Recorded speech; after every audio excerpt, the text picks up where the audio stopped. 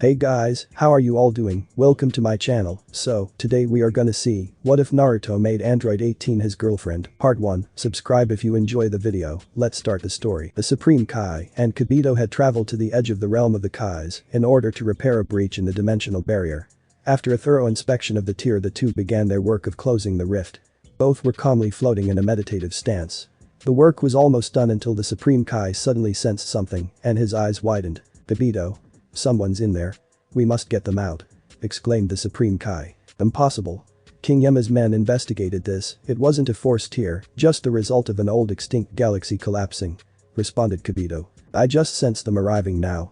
A tear from an adjacent realm opened quickly and they were sucked into this one before the breach closed. Rescue them before I complete the repair.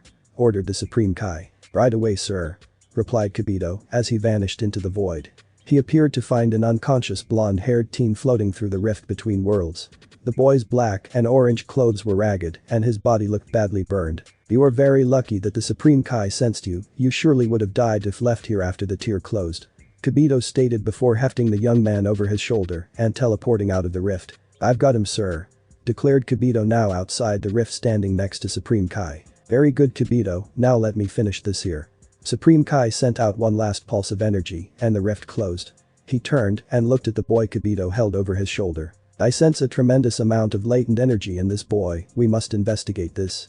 Thought the Supreme Kai. Master, should I drop him off with one of your subjects?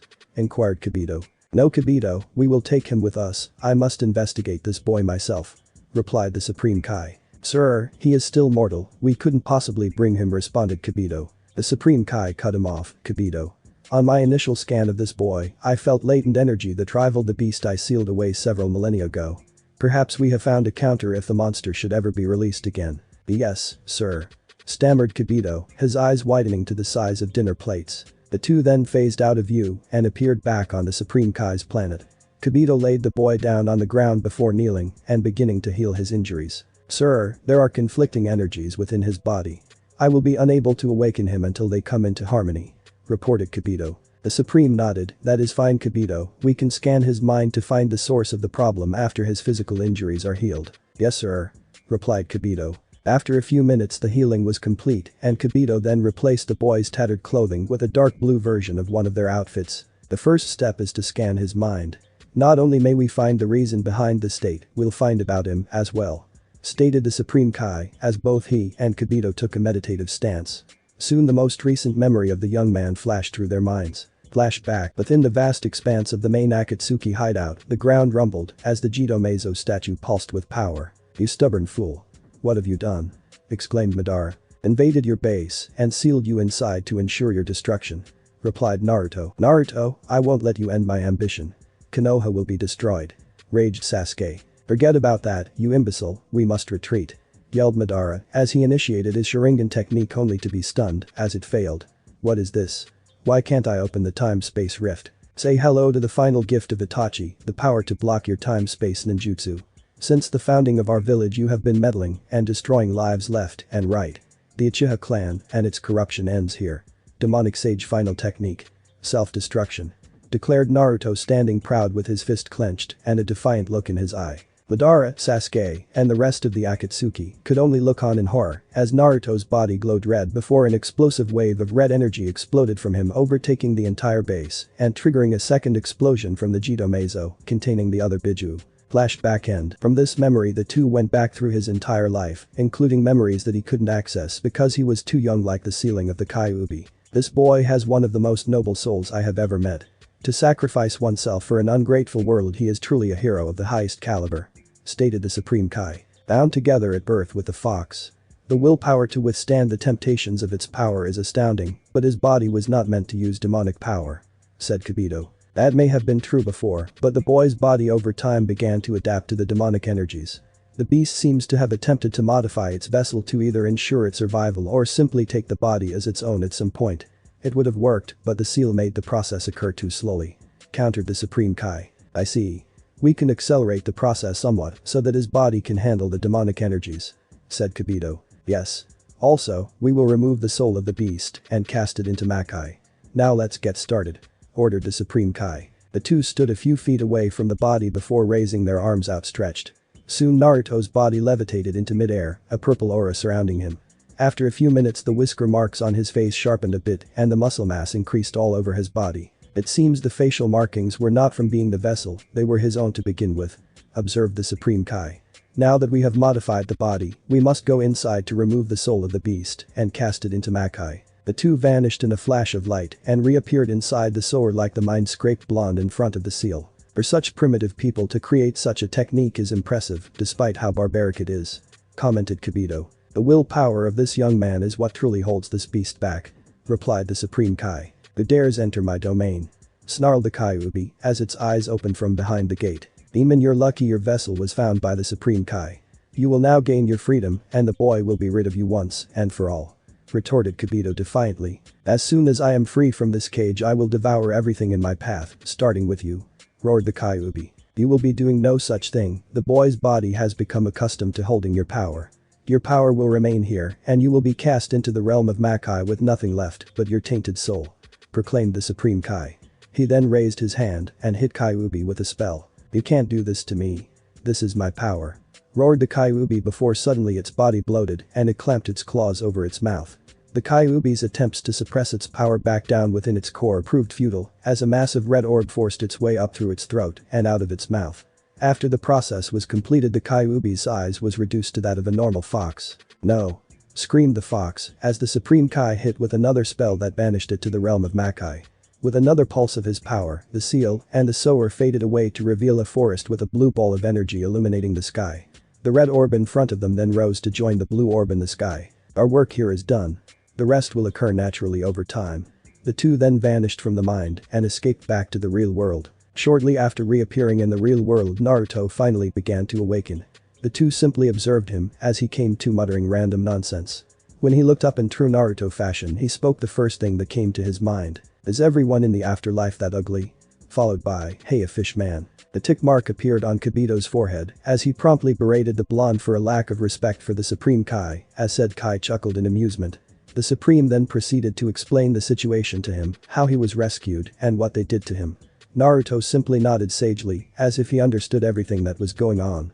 Then the Supreme Kai laid his cards on the table. I have a proposition for you. Long ago I sealed away a great evil inside a planet. If this being were ever to be released it could mean the end of all life as we know it. I believe you have the potential to defeat this being after some training and preparation. I want to send you there. You can consider it a mission. Naruto scratched his head, so let me get this straight, I'm not dead, you pulled me out of a dimensional rift, removed the fox from my gut, left me a bunch of its power, and all you want me to do is guard some planet in return. After receiving a nod from the Supreme Kai he continued, if I find a good ramen stand there, I'll get people to start worshipping you. At this they both face planted into the ground. That's it. I figured you'd be more inclined to find a way to return home, stated a surprised Supreme Kai. Naruto shrugged, I already made peace with my old life when I resigned myself to self-destruction to stop those guys from taking over the world. Besides I could be an even bigger legend, Naruto Uzumaki Intergalactic Ninja. But, you're part demon now. Surely that has to be startling, questioned Kibito. Who cares? Naruto shrugged before he rubbed his hands together with a maniacal grin on his face. Now you said something about training. Yes. Kibito takes us to the Grand Kai of Earth Sector, exclaimed Supreme Kai joyously that his plan was coming to fruition. Right away. Kibito placed a hand on the both of them and the trio vanished. Naruto stood there stunned for a moment after they appeared on the Grand Kai's planet before jumping up and down in excitement. You have to teach me how to do that. At this Kibito smirked, maybe later. The trio stood outside of a giant white palace when suddenly an old man wearing jeans and a denim jacket walked out the front door. He danced around while listening to rock music on the boombox he held in his hand. Pretty fly for an old guy, blurted Naruto. Show some respect for the Grand Kai, yelled Kibito. I take it as a compliment that the young ones still think I'm the essence of cool. Supreme Kai, what can I do for you? Said the Grand Kai. The Supreme Kai proceeded to explain the entire situation to him. At this the Grand Kai gave Naruto a look over before speaking. I see. Yes, a very rare find indeed. No problem, I'll have North Kai whip him into shape. Kibito, if you could go retrieve him for us. He'll know the most about the current situation on Earth, stated the Supreme Kai. Right away, sir, replied Kibito before vanishing. Seconds later he reappeared with King Kai. Supreme Kai, sir. I'm honored, exclaimed King Kai as he bowed. Please North Kai, the honor is all mine since I have come to ask you a favor. Kibito has debriefed you on the situation. Yes, he has. He must not know about Goku and the others. They could use extra help with those androids coming. Let's see if he can be of any help. Let's see, Naruto. Let me get a good reading of you. King Kai turned to face the blonde with his antennae perking blonde and stood there impatiently before King Kai spoke again. Yeah, I can whip him into shape. Get him ready to go in say 2.5 years. Just in time for those androids. Excellent. Remarked the Supreme Kai. How is that possible? He should require a much lengthier amount of training time. Stated Kibito. We will have to modify it a bit, but his trademark technique, the shadow clone, is the key. Everything the clone learns the user learns. I can do over a century worth of training in this amount of time. Replied Naruto with a smirk. Don't get too cocky. I'm going to have to rebuild you from the basics. The Earth will be a fine place for him to reside. One of my pupils resides on that planet. He should be able to help him adapt. Now first things first. King Kai raised his hands in the air and suddenly 4 small rings of energy appeared around Naruto's wrists and ankles. They clamped down upon him before he plummeted to the ground. I want you to forget everything you ever learned about chakra. I'm going to teach you how to use your purely physical energy. First step. Figure out how to stand up. Why would I want to do that? Some of my most destructive techniques are from chakra. Growled a struggling Naruto. Just think of it this way. Using chakra gives you more precision but less power. However, if your enemy is strong enough, precision won't matter. You need to overpower him. From your memories I deduced that the strongest opponent you fought could level an entire village. Naruto nodded. Well, I'm going to make you strong enough to fight guys who can level an entire planet. At this statement Naruto gained a maniacal gleam in his eye before suddenly forcing himself to his knees. Kids are so easy to motivate these days. Thought King Kai while shaking his head. Well then, good luck to you. We'll be back later to check up on your progress. The Supreme Kai waved before him and Kibito vanished from the area. The Grand Kai turned his boombox back on and danced his way back inside the mansion. Speaking of kids, I should tell Goku the good news. Muttered King Kai. The Otherworld Overseer's antennae perked up as he made contact with his most powerful student back on Earth. Hey Goku. I've got great news. King Kai communicates telepathically. Hey King Kai. Long time no see. Did you find someone to help us fight the androids? Responded Goku. No, I just saved a bunch of money on my car insurance by switching to Geico. Wahaha. Joked King Kai. Goku was completely lost. They have car insurance in another world. Who knew? King Kai shook his head. Tough crowd. Never mind that. I've got someone to help you fight the androids. The Supreme Kai wants to relocate one of his warriors to my sector, more specifically the Earth. This caught the Saiyan's attention. Wow. I can't believe it. There's a Supreme Kai too. There's a bunch more case, but that's not important. Replied King Kai. The Supreme Kai buried a great source of evil within the Earth long ago. He wants to send his man there to protect it from anyone who might come looking for it. But we already have plenty of people protecting the Earth. Reminded Goku. I already know that. However, the Supreme Kai has not checked on the planet in a while. If he knew about all you guys he might just keep him here, and I figured you'd need all the help you can get with these androids. Besides, the Supreme picked this guy out personally, so he's got to have a ton of talent. Goku was told, a warrior sent by the Supreme Kai must be incredibly strong. I can't wait to fight him. You are always looking for the next challenge. You still have 2.5 years before the androids arrive, and he has to finish his training here under me. After I whip him into decent fighting shape, I'll have you and a few of the others come to meet him. Sounds good to me. Replied an enthusiastic Goku. What did King Kai want? Asked Piccolo.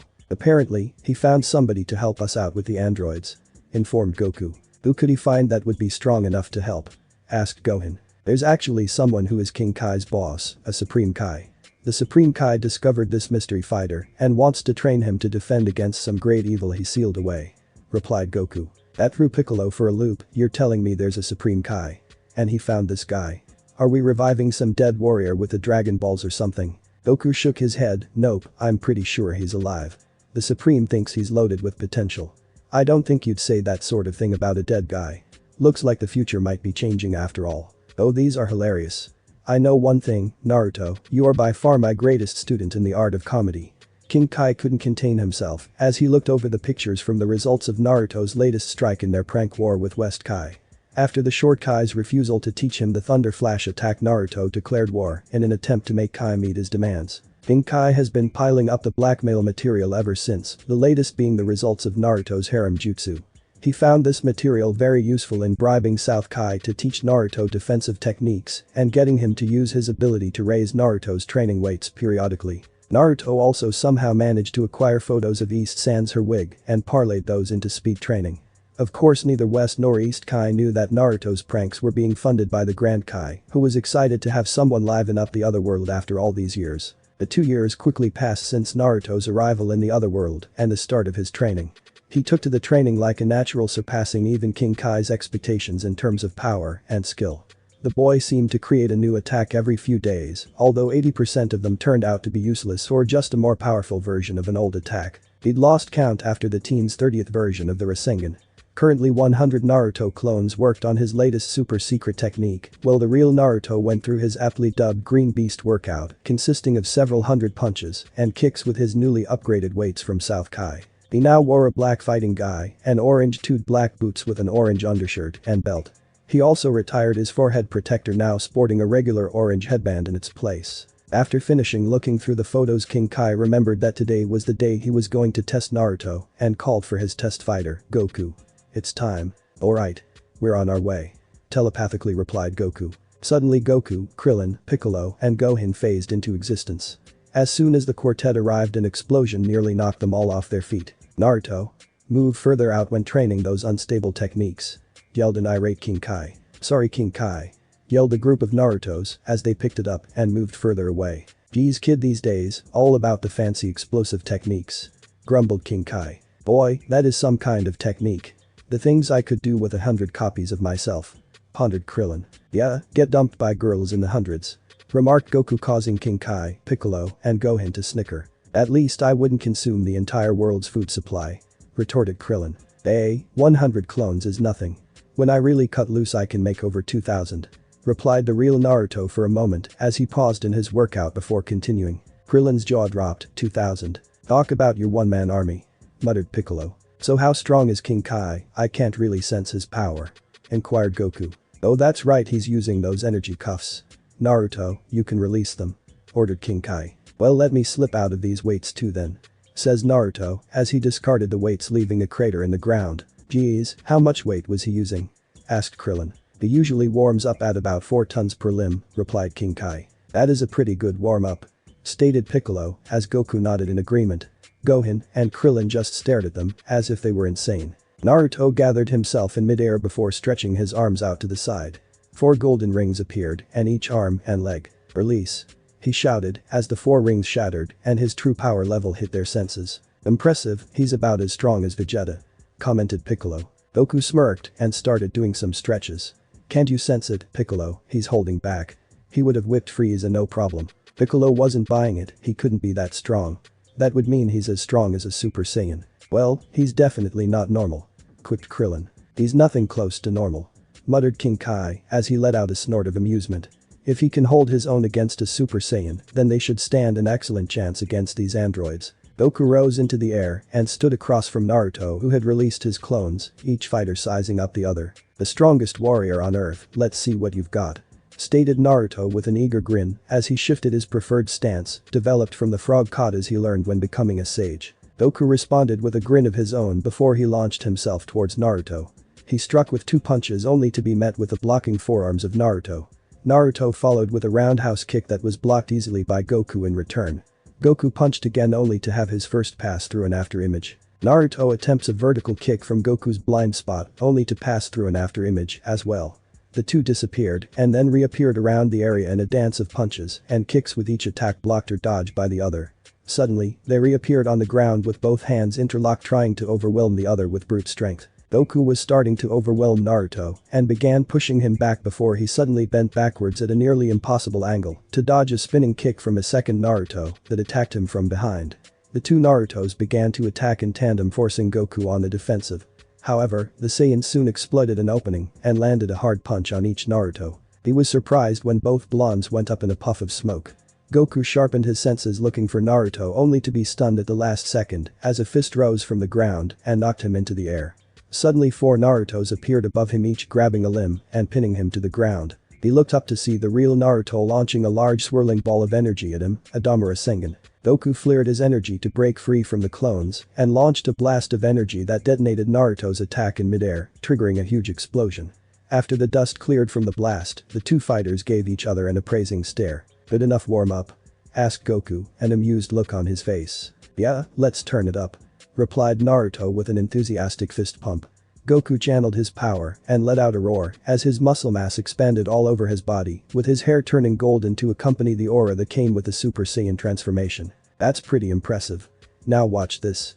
Naruto suddenly struck a ridiculous pose that would have made Jiraiya proud. Now you will see what makes all men tremble in fear and all the ladies want to be near. It is renowned from the east to the west as simply being the very best. Behold, the legendary power of Naruto Uzumaki. Tada. Stop goofing around, yelled King Kai. Fine, grumbled Naruto. He settled into a normal stance and channeled his power, causing his aura and eyes to shift from blue to red.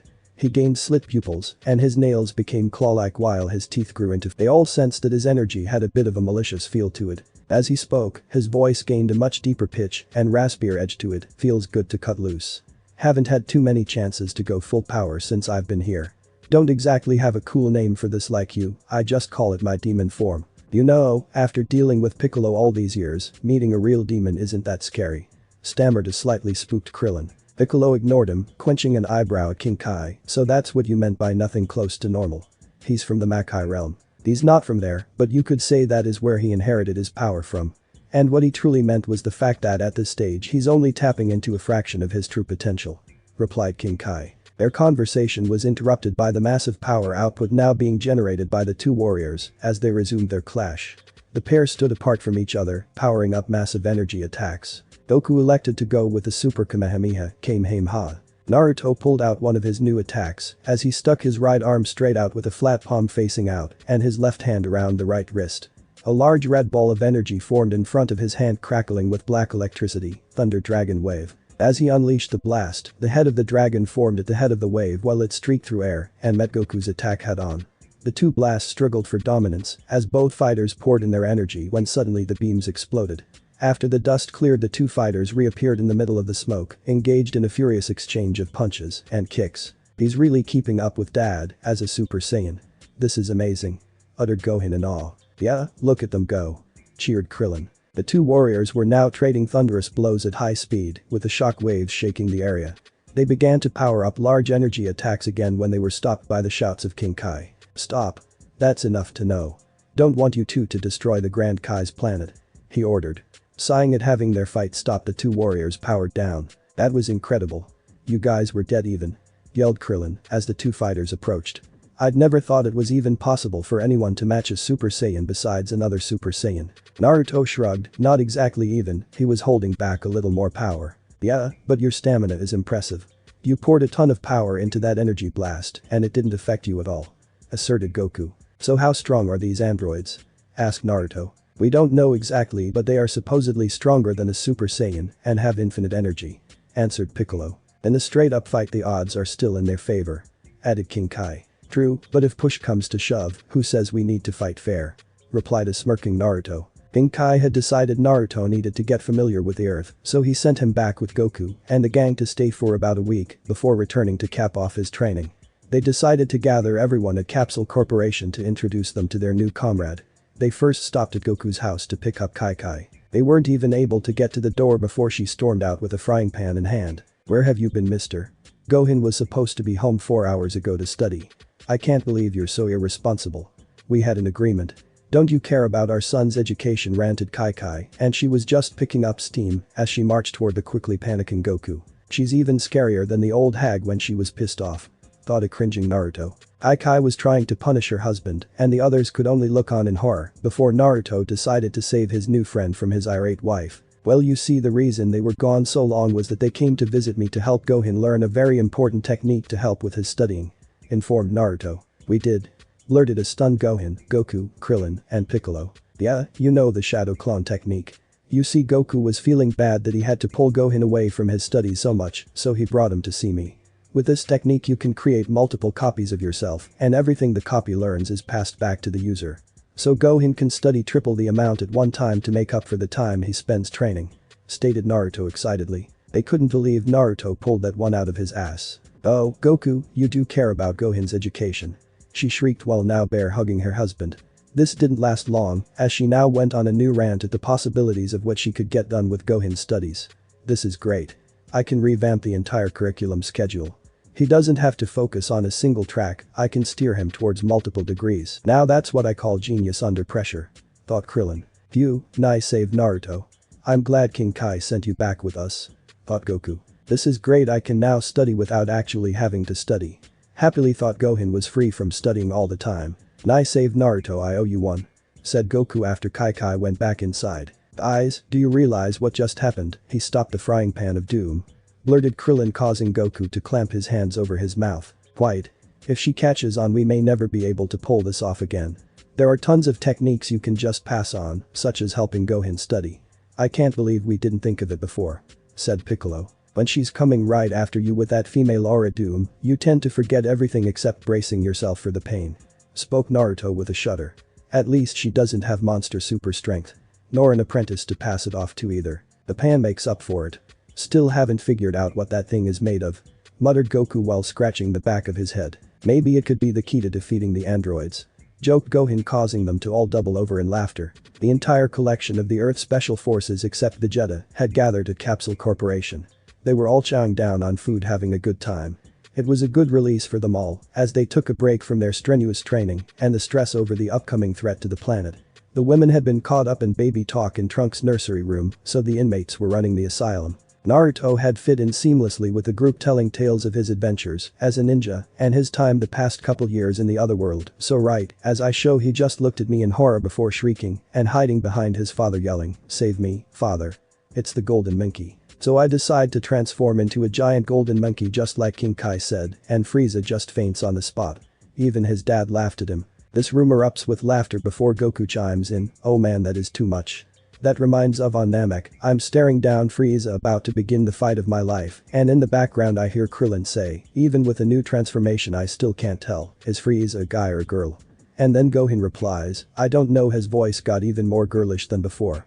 Maybe he's both. I almost started laughing so hard I lost the fight right there. The roar of laughter once again filled the room again. The next few months passed quickly, and the day of the android's arrival finally arrived. King Kai wished his new pupil luck before Naruto teleported back to Earth outside of Goku's house. Soon the father-son duo walked outside to meet Naruto and Piccolo, with Kai trailing behind. "Can't you guys stay a bit longer for lunch?" pleaded Chichi. "Sorry, Mom, but we have to go," replied Gohan. Kai," said Goku. Naruto noticed a worried look in the eye before giving her some comforting words. "Don't worry, Miss Kai, me and the Green Man will make sure they get home safe and sound. Let's do this," stated a confident Goku as the quartet took to the sky. "Those androids won't know what hit him," yelled Naruto as they took off at top speeds towards South City. The quartet of Gohan, Goku, Naruto, and Piccolo met up with Krillin along the way to the island. As they arrived at the island, they found Yamcha, Tien, and Bulma with baby Trunks waiting for them atop the mountaintop overlooking the whole island. "Hey, guys, over here," shouted Yamcha with a wave as they came into land. "I told you it was them, Tien. I can't believe it. The day of judgment has finally arrived," muttered a nervous Krillin as he touched down. "All are training for this moment, the only question is, was it enough?" replied Tien. "Well, remember that I was dead already in the other timeline. Plus, Naruto never appeared in that other timeline to help out either. I believe we will win," stated Goku, giving confidence to the worried fighters. Naruto noticed Piccolo frowning at Goku's statement. "What's bugging you? The timeline has been polluted, so things may have changed. I think it's safe to say that the attack will happen today, but with Goku being dead before the androids might have changed. There would be more, or they could be even stronger," reasoned Piccolo. "Doesn't really matter. I won't stop until they're nothing but scrap heap in a junkyard," replied Naruto, pounding his fist into his palm. "Now you sound like Vegeta," replied a smirking Goku. "Speaking of Vegeta, Bulma, he still isn't back yet." "Yeah, with the baby I lost track of him, and now I'm actually worried that he hasn't turned up in so long," she replied with a frown. "He'll be here. A guy like that wouldn't miss out on a fight like this," stated Piccolo. Their thoughts were interrupted by the arrival of Yajirobe in his hover car. "Delivery from Korin, he thought you might need them," stated Yajirobe as he tossed Goku a bag of beans. "Thanks, Yajirobe. Hey, are you going to stay and help us fight the androids?" asked Goku to give the beans to Bulma for safekeeping. "No way, I leave the hero stuff to the crazy people like you," yelled the chubby man as he took off again in his hover car. "They should have been here already, it's already 10:20, commented Bulma. "Maybe that kid was full of hot air and they won't show," suggested Yamcha with a hopeful tone. Piccolo shook his head. "They'll show. Something had to be significant about this day for them to attack before." Suddenly Yajirobe's plane exploded and several explosions went off on the island. "They're already here," bellowed the Namek. "They're attacking innocent people. We need to help them," exclaimed Goku. "I'm on it. Tajikage Bunshin no Jutsu. Mass shadow clone technique," yelled Naruto, creating a massive swarm of clones. He sent one off to rescue Yajirobe before giving the rest other orders. "Go help the injured and evacuate the city," he ordered as the clones took off into the city. "Why can't we sense these things?" yelled a frustrated Tien. "They're androids, they don't have any life energy to sense," exclaimed Gohan. "We'll have to do this the old-fashioned way. Spread out around the city," ordered Piccolo. The group of warriors separated and flew off to different locations. Goku landed on top of the building and scanned around, not finding anything. Krillin landed on the street and walked past a group of Naruto clones, pulling people out of a collapsing building as he searched. Naruto crouched down on the top of a store, scanning the area and finding nothing. Yamcha ran past a group of clones carrying people out of harm's way from a smoking building. One last clone came through the cloud of smoke carrying a woman and her child when it suddenly jumped up to dodge the punch coming from a short fat man. "Hey! What's the big idea?" shouted Yamcha at the guy hindering the rescue effort. The man turned around and he then recognized the Red Ribbon Army emblem on his shirt. "Guys, I found them," yelled Yamcha as a nearby clone dispersed to relay the information. Before Yamcha could flare his power level, even more men suddenly appeared in front of him, also sporting the Red Ribbon logo. One was an old man with a long white beard and mustache, while the other was a bulky muscled man wearing a Red Ribbon Army baseball cap. The old man grabbed Yamcha by the face with his hand over his mouth. Yamcha struggled to free himself from the man's grip but quickly found himself losing power. As he lapsed into unconsciousness, the man brought his arm back to kill Yamcha, only to be forced to drop the dark-haired fighter as he received a kick to the side of the head from Naruto, knocking his hat off. The rest of the fighters descended on the area, taking up battle stances in front of the three androids, with Krillin moving over to pick up Yamcha. The old man moved over to pick up his hat. "Eyes, his power level is fading fast," exclaimed Krillin. "Go take him to Bulma and get him a bean. After he's patched up, you can catch up with us," ordered Goku. "Right," responded Krillin with a nod as he flew off towards Bulma with Yamcha hefted over his shoulder. "So these are the tin cans of doom. They certainly don't look like much," taunted Naruto. "Yeah, I didn't know the circus was in town," added Tien. "Those outfits are just ridiculous," began Naruto before pausing as he received a rush of information. "My clones aren't done getting people out of harm's way. We need to take this somewhere else. Yes, there are many people who will get in our way. 13 will see to it that they don't," stated the old man. The android with the baseball cap's eyes glowed red and shot laser beams all over the city, causing mass destruction. "You fool. Leave these people out of this," declared Goku, punching the android in the face to halt the assault. "There are no more people left to leave out," replied the fat android. "Don't worry, my clones took all the damage. No one was injured," informed Naruto. "I see you don't agree with my methods. Very well, we will move out to a better location to fight Goku," stated the old man. "How do you know his name?" questioned Gohan. "We know almost all of you. The Namekian Piccolo, the humans Tien, Krillin, and Yamcha, the son of Goku, Gohan, all except the blonde one," said the old man. "There is no information on him in our database," stated the fat android. "No matter, he will fall just like the rest. They are no match for us. However, I am curious, how did you know to expect our arrival today?"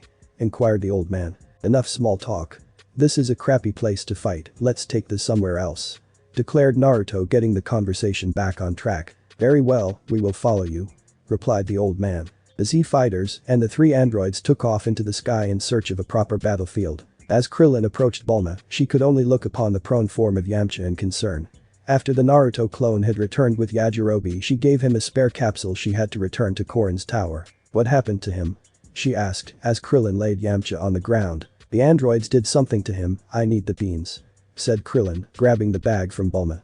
He fed the bean to Yamcha, who quickly returned to consciousness. "Oh man, that was close. That android, when he grabbed me, it felt like he was sucking out my energy," muttered Yamcha. "Then we need to warn the others. I'll hold on to these beans, Bulma. Let's go," stated Krillin as the two warriors took off. "Darn, I didn't get to ask about what they looked like.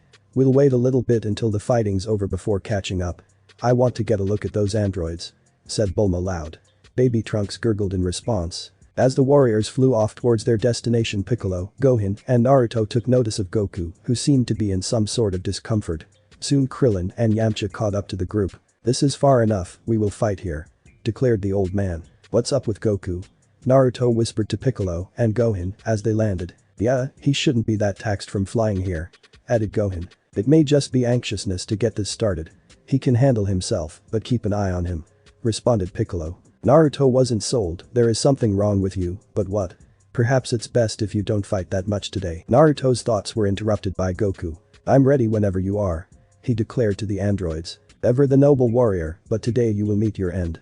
Our creator has studied you very thoroughly ever since your defeat of the Red Ribbon Army all the way into your battle with the Saiyans. Every technique, every battle dissected until he could create us, androids 13, 19, and 20, the perfect fighting machines capable of destroying you.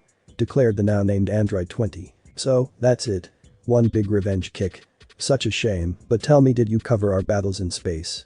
Asked Goku. No, by then Dr. Jiro had gathered enough information to predict and account for increases in your strength. Replied 20. So you not only know nothing about Naruto, but you don't know a thing about me either. Retorted Goku with a smirk. Did his calculations predict that Goku would become a Super Saiyan? Questioned a smirking Piccolo. 20 was puzzled. Super Saiyan? Goku braced himself before powering up with a yell and transforming into a Super Saiyan. This is my fight, they want me, they got me. Ordered Goku. We have no data on this technique. Responded 13. Yes, an unexpected development, but nothing we cannot handle. 19 you can go first. 13 you can have the next one. Said 20. The chubby android stepped forward, moving into a fighting stance. Goku launched himself towards the android. As the mechanical warrior braced itself for a blow, Goku vanished before reappearing above him. The android launched a punch only for Goku to vanish and reappear behind him. 19 proceeded to launch a combination of punches and kicks only for Goku to block every single one easily. Goku then launched a punch that connected with the android's chest, knocking it backward into a cliff face. 20 clenched his fist in anger at the sight of Goku's new abilities. His new powers are beyond anything I could have anticipated. Without an opportunity to steal some energy, 19 will not hold up. Thought 20. Wow. Look at Goku, he's unstoppable. Exclaimed Krillin. That android couldn't even touch him. Added Tien. Calm down, that blow did no damage. He's getting up like nothing happened. Responded Piccolo. The android proved him right as it jumped up and made a dash toward Goku, launching a furious assault of energy blasts at the Golden Warrior, kicking up a cloud of debris and smoke. The android used the cover to charge forward with a ball of energy in its hand. Goku dodged the android before swiftly jamming an elbow into his gut, sending him into the ground, creating a crater. This is amazing. Take it to him, Goku. Cheered Krillin. No, there's something wrong with my dad, he's struggling to maintain his power. Stated Gohan. That and his attacks aren't doing any damage. Added Naruto. The android once again popped up with a few scratches, but no real damage. He charged toward Goku, leading with the crown of his head until Goku stopped him with an outstretched arm before kicking him straight up into the air. Goku super sped above the machine warrior, clasping his hands together above his head and slamming him towards the ground with a double axe handle. He then reappeared at ground level and punched 19 in the face, sending the chubby robot tumbling head over heels along the ground. Goku rose high in the air above the android, breathing heavily. Once again the android rose from the ground with nothing but scratches, staring at Goku observantly. You were right, his attacks don't even seem to be phasing him, said Piccolo. What the hell is that guy made of? Those punches would have even put Frieza out of commission. Added Krillin. Either there's something seriously wrong with Goku, or that plump body is designed for him to take a ton of punishment. It doesn't help that Goku looks exhausted already. Replied Naruto. Ami, Goku began powering up his attack through his labored breathing. The giant energy wave rushed towards the android, who suddenly cackled with glee before raising his palm into the air. As soon as the beam hit his hand, he sucked all the energy in through the red device in the middle of his palm. Oh, come on. That did nothing. Exclaimed a panting Goku. Goku, don't use any of your energy waves. They'll absorb the energy through their hands. Yelled Piccolo. I think he may have figured that out already. Deadpan Naruto. Now let's see what he does with all that energy. You're kidding. This is just not my day. Mumbled Goku. Excellent. 19 is now at full power and Goku is wearing down. Thought 20. The plump mechanical fighter charged up at Goku, nailing him with an uppercut before following with a knee to the gut, causing the Super Saiyan to double over in pain. Goku countered with an elbow to the face that the android dodged before slamming him into the ground. Goku rose up slowly with his hand over his chest. Oh no. It's that heart virus. It's attacking him right now. Screamed Gohan. Goku thought the boy made a mistake since he didn't get it when he said he would. Yelled Piccolo. Of course he wouldn't. He changed the timeline. When my dad didn't fight back here on Earth, it must have delayed the virus. Proclaimed Gohan. Looks like it's about time for my debut, thought Naruto as he began to elevate his power level. Goku suddenly dropped his Super Saiyan transformation before collapsing to the ground. The android hovered above him preparing to suck out his energy. "Guys, get ready, when I get Goku you'll need to get him taken care of," stated Naruto. "You carry Goku back to his house, Krillin you rush there to get the medicine and bring it back to Yamcha so he can get treatment as fast as possible," ordered Piccolo. "Alright, then Tien you hold on to these," said Krillin tossing him the beans. "Now I will take all of your energy," stated 19 with an evil smirk as it reached down for Goku's throat when suddenly a puff of smoke clouded his vision. After the smoke cleared, the body of Goku had been replaced by a smirking Naruto. He only said one thing, boom. The clone of the blonde exploded and sent the android flying into a cliff face. "What the hell was that?" exclaimed Krillin as he shielded his eyes from the explosion. "1 second Goku was there and the next he exploded," exclaimed Tien. "I've got him," yelled Naruto as everyone looked to see him holding up Goku over his shoulder. Yamcha rushed over and picked up the barely conscious Saiyan. "How did he do that? I never picked up his movement on my scanners," and muttered 20. "Don't worry buddy, we'll get you fixed up in no time," said Yamcha. "Krillin, let's go." The two fighters took off, with 13 moving to follow them only to be stopped by 20. "Goku is of no concern. After we finish here we can dispose of those 3 at our leisure," stated 20. Naruto flew over and stood across from the now recovered android 19. "There's only one problem with that plan, now that I've seen you fight I know everything about you. Yet, you still know nothing about me. I'm going to rip you apart," declared Naruto. "My scanners indicate that you are no threat. Dispose of him 19. Casually replied 20. Naruto looked down with his hair shadowing his eyes. "You should learn not to underestimate me," he screamed, exploding with power. Naruto continued to yell as he powered up, transforming into his demon form.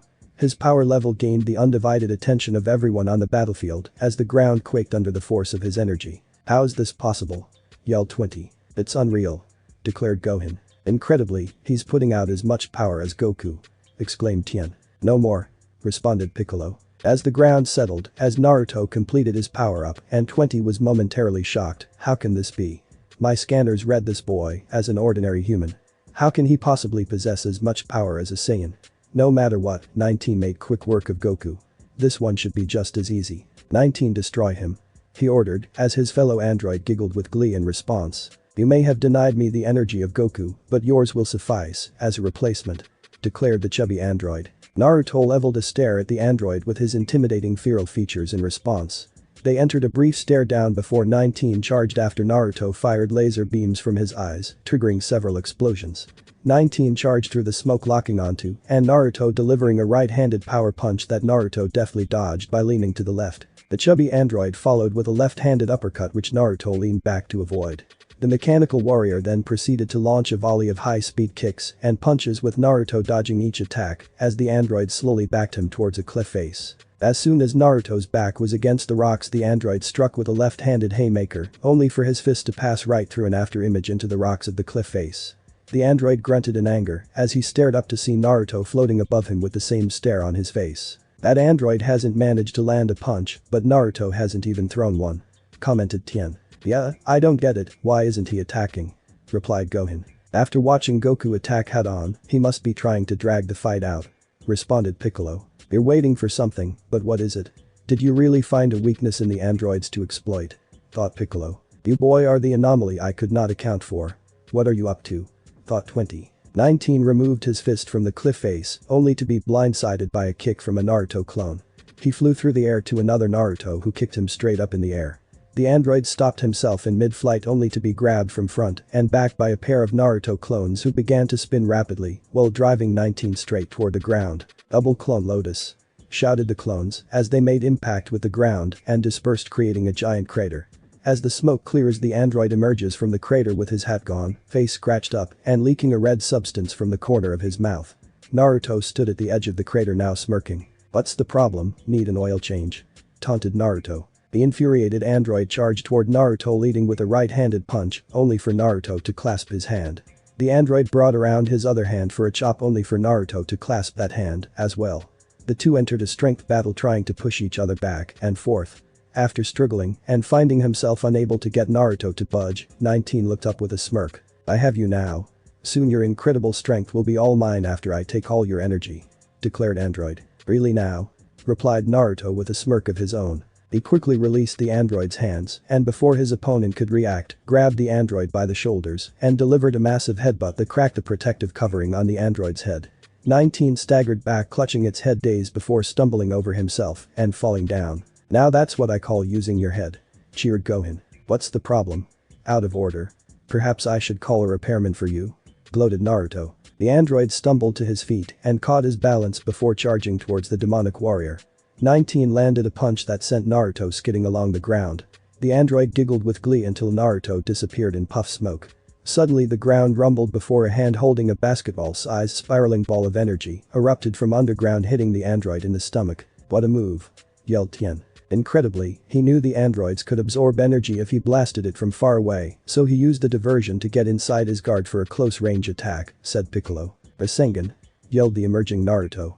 The Rasengan drilled into the android's gut, kicking out metallic parts until it bore a hole right into the android's interior before exploding in a blast right out the android's back. Naruto drew his arm from the android interior, allowing the now destroyed warrior to fall to the ground out of commission for good. "What have you done?" roared 20. "You machines are all outdated, I'm sending you all to the scrap heap where you belong," retorted Naruto. Suddenly clapping was heard from up above. "I must say that was quite an impressive performance. Looks like Kakarot finally found a worthwhile warrior to join his little group." "Vegeta. You arrogant fool, you've been watching the whole time," yelled Tien. "So you're the guy who was about to jump in before I saved him," stated Naruto. "This guy has the stench of an arrogant team. Should be fun to work with. I should thank you, the right to defeat Kakarot is reserved for me alone, not some pathetic machine," stated Vegeta as he landed on the ground. "Like you could ever stand against a Super Saiyan," retorted Piccolo. "You act like Kakarot is the only one," remarked Vegeta. "He couldn't have, could he?" thought Gohan. "We don't have time to deal with you. Naruto takes out the next android," ordered Piccolo. "No, wait. This man claims to be a Super Saiyan, I want to see it. Goku was too injured to fight at full power. Let him have his shot.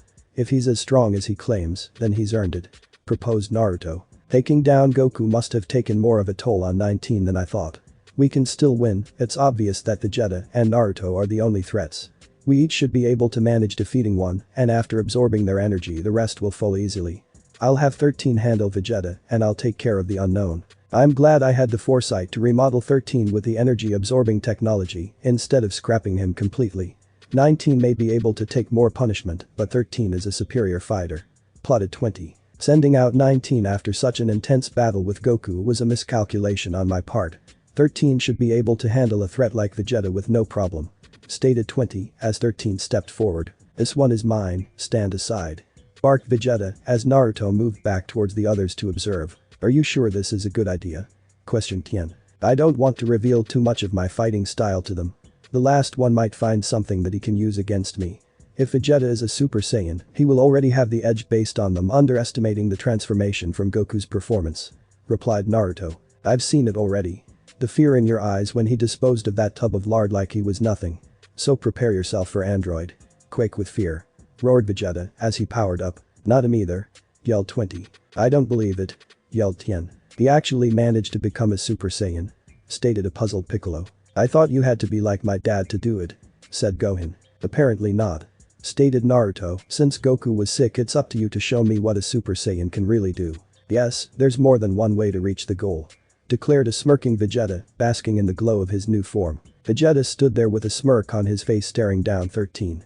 The android suddenly vanished and reappeared in front of Vegeta and landed a fierce kick to the Super Saiyan's head, turning it to the side. "This one is a much better fighter," commented Piccolo. "Yeah, his moves are just as fluid as ours," added Naruto. Vegeta merely turned his head forward with the smirk still on his face. "Just as I thought," he said while wiping a trickle of blood off his chin.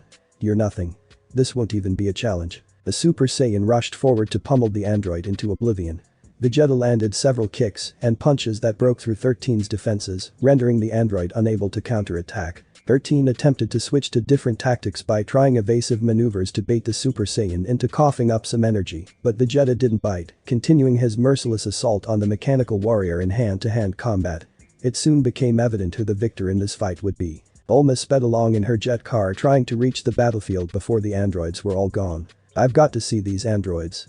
A breakthrough in science like this must be witnessed," she stated aloud. "Agabla," responded Baby Trunks from beside her. "That's right. She responded when suddenly a purple-haired teen shot right past her at high speed. It's that boy from the future. He must be here to see if they won. We better hurry. Exclaimed Bulma as she flirted. Cheered baby Trunks as the jet car picked up speed. Android 20 stood there trembling in anger at 13's defeat. How can this be? All of their powers are far greater than they should have been, and they managed to recruit another powerful warrior to their side. Thought 20. Well, what's it going to be, Android? Declared Vegeta as he turned to face 20. There's no way an old fart like you can possibly win. Gloated Naruto. My calculations never anticipated anything like this. I should have released Android 17 and 18 like I first planned. Thought 20. I'm far superior to both those models. Besides, you wouldn't be so smug if I unleashed Android 17 and 18. You wouldn't stand a chance against the superior models. Declared 20. You're an idiot, why wouldn't you come with your best fighters in the first place? Mocked Vegeta. Unless he can't control someone who's stronger than him. Added Naruto. And control. I created them, they will do as I say. Roared 20. I thought you looked familiar, you're the real Dr. Gero. I've seen you in my science books. You must have turned yourself into an android in order to control the others, but it still failed. Proclaimed Gohan. I've had enough of this. Soon you will all pay for this humiliation. Declared Gero as he turned away from the warriors to flee, only to find himself facing Naruto. Where do you think you're going? Oh, you must be looking for ass kicking, no problem, I'll do it for free. Mocked Naruto. Gero then turned away from him in another direction, only to be cut off by Vegeta. The woman's been nagging me about recycling parts for the GR, a piece of junk like you should do just fine. Said Vegeta before backhanding the android, sending him skidding along the ground. Suddenly Trunks arrived on the scene, scanning the battlefield. I'm not too late. They're still here. He thought before getting a look around and seeing the remains of androids 13 and 19. What's going on here, who are they fighting? What's going on here, who are you guys fighting? Questioned Trunks. What the hell do you mean, who are we fighting? These are the blasted androids that you told us about. Yelled Vegeta. Yeah, and there were 3 androids that attacked, not 2. Added Tien. No, these aren't the same androids. Yelled Trunks. What could have happened had the timeline changed that much already? Where's Goku? Trunks asked. My dad didn't get that heart virus you told us about until today. Replied Gohan. Damn it, how could the timeline have possibly changed so much? Trunks screamed in frustration. It doesn't matter. We've got this guy on the ropes. Replied Naruto, hovering over Dr. Gero. Another fighter. He seems to be the one who informed them of our arrival, but how can that be? I have no record on him at all, just like the blonde one. I need a diversion to be able to retreat. There. Thought Dr. Gero. The android saw the air car containing Bulma and baby Trunks and fired eye lasers at it, triggering an explosion. No. Yelled Trunks. After the smoke from the explosion cleared, it revealed Naruto holding Bulma and baby Trunks. Don't worry, I got them. Responded Naruto. Damn it. Your distraction allowed him to escape. Yelled Vegeta. What the hell? Don't you even care about your own wife and son? Raged Trunks. There are more important things than that woman and her blasted child. Besides, why the hell should you care? Yelled Vegeta. What an asshole. If I wasn't holding his wife and kid right now, I'd punch him in the face. Thought Naruto. You fool. That boy is who that baby eventually grows up to be. Yelled Piccolo. What? That boy is my son. Incredibly, my son is a Super Saiyan. At that age. Thought Vegeta. You hear the Trunks? You grow up to be a nice handsome young man. Cheered Bulma, bouncing the baby up and down. Not to be rude, but don't we have bigger problems right now? Stated Naruto. We need to track him down before he gets to his lab and activate those other androids. Declared Tien. Those must be them. The androids I warned you about. Said Trunks. I don't see what the big deal is, as long as you don't let them suck your energy. These guys are easy. Said Naruto. These other androids don't need to absorb energy, they have an infinite supply of their own. Replied Trunks. Shit. Well, that complicates things. Asserted Naruto. Watch the language. Scolded Bulma. What are you doing here anyway? This is hardly the place for a mother and baby. Countered Naruto. I wanted to see them, this is a major advance in the scientific community to create machines like these. Said Bulma. We could have just brought you the scraps after we were done. Deadpan Gohan. Focus, we need a plan. Yelled Piccolo. He's heading back to his lab. Does anyone know where that is? Asked Tien. Dr. Jiro's lab is located somewhere near the mountains around North City. Replied Bulma. Alright, you guys take off after him. I'll take her back home before catching up. Ordered Naruto. Keep your eyes peeled. He might try to ambush one of us and steal more energy. Yelled Piccolo as he, Vegeta, Gohan, Tien and Trunks took off in search of Jiro. Alright, I'll get you two home in a second. Stated Naruto. Wait. I want to take the remains of those guys with me so my dad and I can study them. Maybe we can find a weakness you guys can exploit," said Bulma. "Hold on, I got it covered," said Naruto, forming a bunch of clones that began to scavenge the battlefield for android remains. Once they're done they'll teleport with the remains to Capsule Corporation.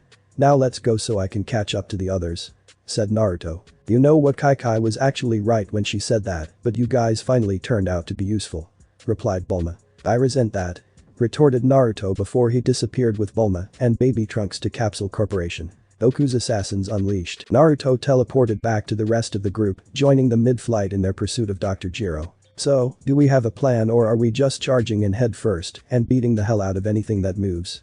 questioned Naruto. "He's got too big a jump on us to find him when we can't sense his energy.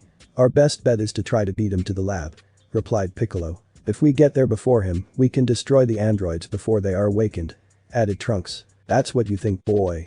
I will fight the androids if only to prove my superior power to all of you, especially Kakarot," thought Vegeta. "We're here, you guys," declared Tien, causing them all to come to a halt above a mountainous area. "How in the hell are we supposed to find him in these mountains?" muttered Gohan. "There are tons of spots to hide an entrance. We spread out and search the old-fashioned way," ordered Piccolo. Naruto formed a mass of clones to help cover more ground, while the rest of the Z fighters dispersed throughout the area. Dr. Jiro peeked from around the side of a large rock to see if the coast was clear before rushing to the hidden entrance of his laboratory. He punched a code into the hidden keypad of the door before it opened, and he entered with it closing quickly behind him. He didn't notice a Naruto clone that had been tailing him dispersed to relay the lab location back to Naruto. He retrieved a remote from a wall and pressed a button which triggered the lights turning on in the lab. I had hoped to avoid doing this so soon without completely reworking their programming, but it looks like I don't have a choice. I'll only need them to deal with Vegeta and the blonde boy. Then I'll shut them down, as I can handle the rest myself," Jiro said to himself. Dr. Jiro walked over to the large container labeled 17 and pressed the red button on the side. The pod-like container opened, revealing a long black-haired young man with a red scarf who opened his eyes and stepped out.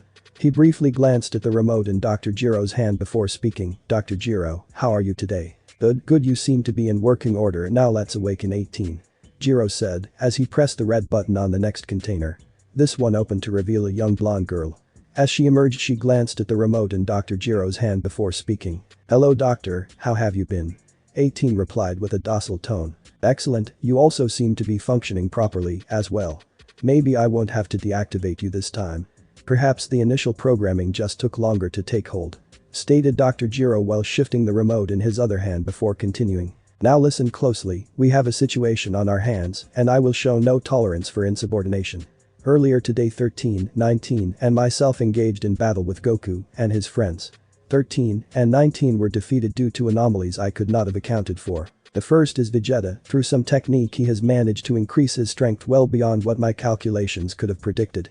He defeated 13 with ease, however he is still no match for either of you. The second and far more dangerous threat is a new warrior they somehow added to their ranks. At first glance he appears to a human teenager, however, he has power and skills that are still unknown.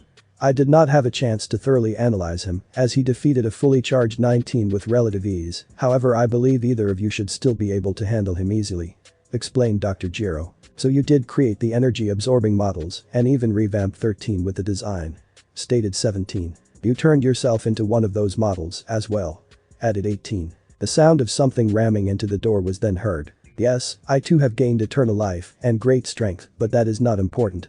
The rest of Goku's friends are outside here right now. I command you to destroy them," demanded Dr. Jiro. The remaining Z fighters were all gathered outside Dr. Jiro's lab deciding the next course of action. Krillin had rejoined the group after leaving Goku back at his house with Kai and Yamcha. Currently Vegeta and Naruto wanted to bust the door down, while Trunks pleaded with them to retreat and wait for Goku. "You don't understand, we cannot fight the androids. We have to wait for Goku," pleaded Trunks. "Look, if you want to do that then go ahead, but most of your info has been shitty. Sitting around and waiting really isn't my style, so let's do this," replied Naruto. "Looks like you're an outvoted brat," declared Vegeta as he blasted down the door to reveal Jiro with 17 and 18. "The long-haired guy with a scarf and a hot girl, I'm horribly terrified," deadpanned Naruto before he let out a sigh. "Well, if I'm going to die I hope she kills me. Seriously, I'm shaking in my boots," quipped Vegeta. "They're androids?" asked Krillin, confused. "But they look so normal." "Don't let their looks fool you," They're lethal and stronger than you can imagine," declared Trunks. "I do have one question, if he can make people like this, why did the rest of them look so ugly?" remarked Naruto. "Maybe being cooped up in a laboratory for so long fried his brain. He made himself into the ugliest one of all," gloated Vegeta. "So your inferior models failed and you turned to us as a last resort?" asked 17, ignoring the commotion. "You must have figured an energy-absorbing model like yourself would be easier to control. And look at them now, they have been destroyed," stated 18. "It's just like I said, they're not under his control. Let's see how this plays out," proclaimed an amused Naruto. "Enough," declared 20. "More? Kick his ass. I bet he created the girl in order to fulfill his perverted little fantasies. You sick old perv," roared Naruto in laughter. "Destroy these fools. Starting with the blonde one," ordered Jiro. "Silence, you old crackpot. We will deal with them when we are ready," snapped 17. 18 moved back farther into the lab observing a pod labeled 16. "It looks like you let another previous design survive, as well. Besides 13 you destroyed all the previous models before us. Another android. How could I have possibly missed one?" thought Trunks. "Do not touch him. Any further insubordination and I will shut you down," raged Dr. Jiro. "But what old man?" mocked 17. Dr. Jiro looked down only to realize in horror that 17 had stolen the remote away from him. "How did you get that?" yelled Dr. Jiro. "Does it really matter? You are not in charge of anyone anymore," declared 17, destroying the remote. 18 let out our other friend over there. "No. I haven't completed his programming. He's unstable," pleaded Dr. Jiro. "This model is still inferior to me so it doesn't really matter. Open him up," declared 17 after scanning him. "I can't believe this. I'm your creator. You should obey me. I turned you from worthless orphans into powerful beings of eternal life. Street trash that usually amounts to nothing now soldiers of the new Red Ribbon Army. You're ruining all my plans for revenge and world domination." The ranting doctor stopped at the huge spike in killing intent from one of the Z fighters. Everyone looked back to see Naruto staring down at the doctor with red slitted eyes. "You're nothing more than Madara and Orochimaru wrapped up into one bastard. I would have let them kill you." Suddenly Dr. Jiro felt a presence standing right beside him. "But, as an ex-worthless orphan who made something of himself, I can't allow a bastard like you to take even one more breath." The Naruto standing beside him struck with a blow that sent the doctor flying headfirst towards the original who was waiting for him. Buten Rasengan. Wind release spiraling sphere, the attack tore right through the doctor from head to toe, leaving nothing but dust behind. "That takes care of that nuisance, now let's open up 16. Said 18 as she opened the pod. "Unleashing another android will mean the end of all of us." "No," yelled Trunks as he transformed and prepared to fire a huge energy blast, only to be stopped by Piccolo. "Calm down. Firing a blast from that close could destroy us all. We don't know what else he has in that lab," yelled Namek. "Yeah, we might be able to find something inside later that can help us," added Gohan. Vegeta glared at his son. "You fool. You've done nothing but show them how weak you are. Damn it. Don't you guys understand? Another android could destroy us all," exclaimed Trunks. "Well, it's too late now. Look, he's awake," stated Naruto, regathering their attention. Now standing with the other two was a large hulking android with red hair. "That guy's huge," stammered Krillin. "Well, good morning. It must be nice to finally be awakened from that coffin. How long were you in there?" questioned 17. The tall android merely stared ahead, not responding. "Are you even able to speak?" asked 17. "Dr. Jiro told us it was dangerous to activate you, so is it true? Do you have anything to say?" inquired 18. Again the android duo was met with no response. "Anybody home there? The strong, silent type A.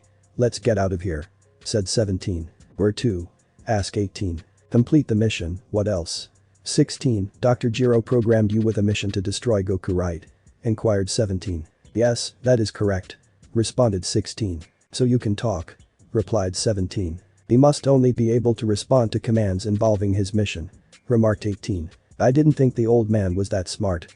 Let's go see if he can complete his mission, finding Goku and destroying him," declared 17. Suddenly they disappeared and then reappeared outside the lab away from the Z fighters before taking off. "What the hell just happened?"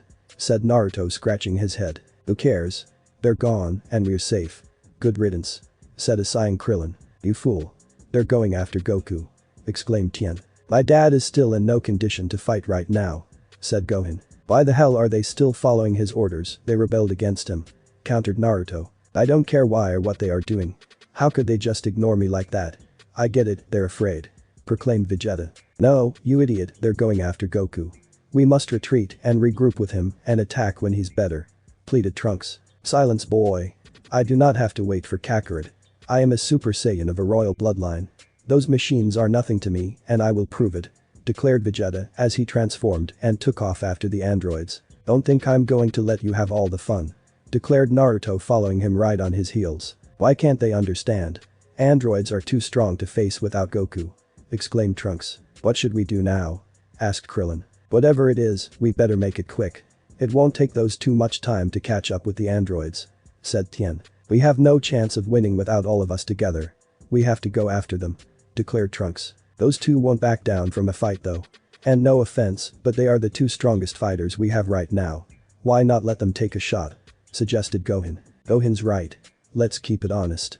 There's no time to waste, ordered Piccolo as he and the others powered up and flew after Naruto and Vegeta. The three androids landed on a mountainside road. Why are we stopping here? Asked 18. I'm going to steal the next car that passes by here, replied 17. You really are a fool. We can fly, why would you want to take a car? Responded 18. Because we've never done it before, replied 17. Hey 16, we're taking a car trip. You want to go too? Do I want Goku? Replied 16. 18 shook her head, he's got nothing but Goku on the brain. Just then Vegeta and Naruto sat down in front of them. Boy, I do not need any assistance. I will handle these machines myself, announced Vegeta. Hey. Who said you could have all the excitement? If you're a good little man, maybe I'll let you fight the big guy while I take the twins, retorted Naruto. No way. He looks stiff. If anything, I should get the little ringer leader and you can have the girl, countered Vegeta. I didn't know you swung that way, Trunks will be so disappointed, mocked Naruto. Vegeta merely grunted in response. You hear that 16, you gonna take that? Inquired 17. Show us what you can do 16, destroy them, declared 18. I refuse, replied 16. You refuse, who does he think, began 17 only to be cut off by 18. Who cares, we can handle this. You can have the short ugly one, I'll take the new guy, stated the blonde android. What was that? Raged Vegeta as Naruto doubled over in laughter. You know what, you guys aren't so bad.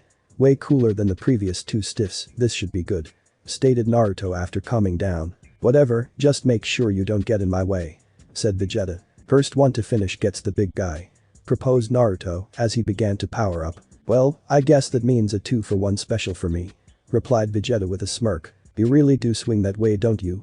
Retorted Naruto. Stupid brat, grumbled Vegeta. Thanks for watching my video, leave a like if you enjoyed my video and also do consider subscribing to my channel for more awesome content. See you next time, till then sayonara.